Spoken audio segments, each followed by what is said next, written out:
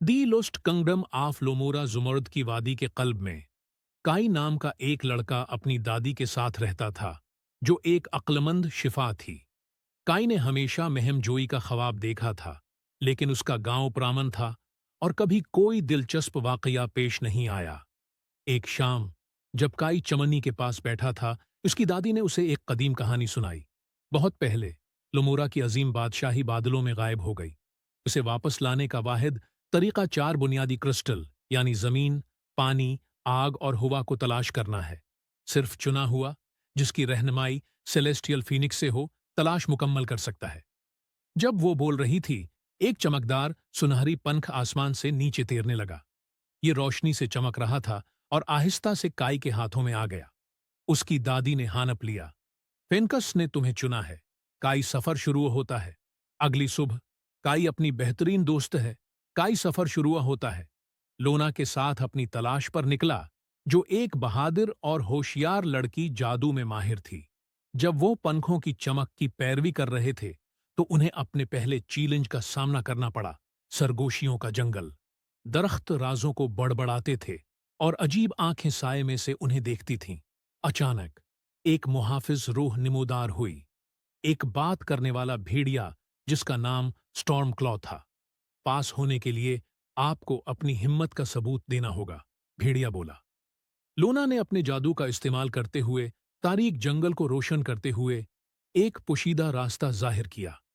मुतासिर होकर storm claw ने उन्हें गुजरने की इजाजत दी और उन्हें पत्तों की शक्ल का लाकट तोहफे में दिया। सरगोशी करते हुए, ये आपको जमीनी क्रिस्टल की तरफ रहनुमाई करेगा।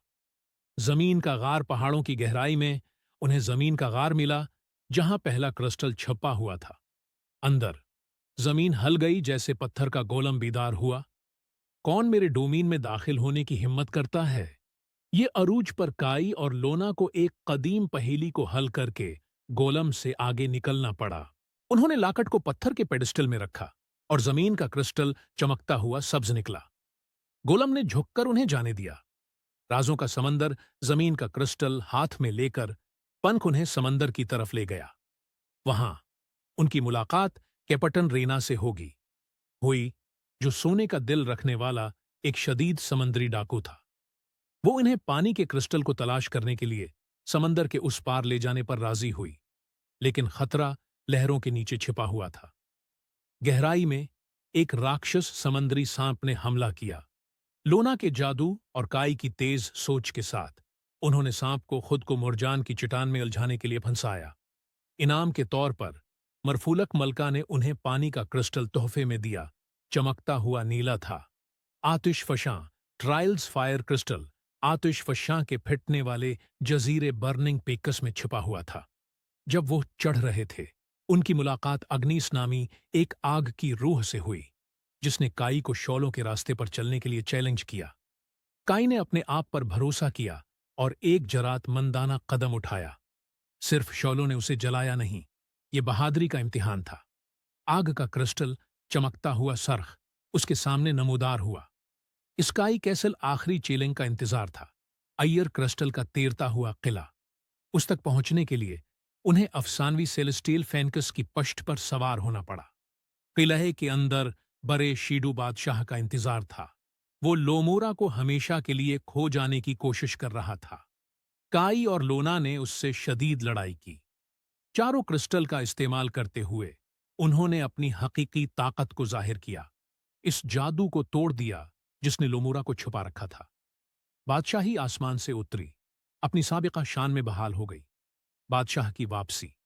जैसे ही लोमोरा वापस आया, इसका सही हुक्मरान कंगलटीर अपनी जादुई नींद से बीदार हुआ।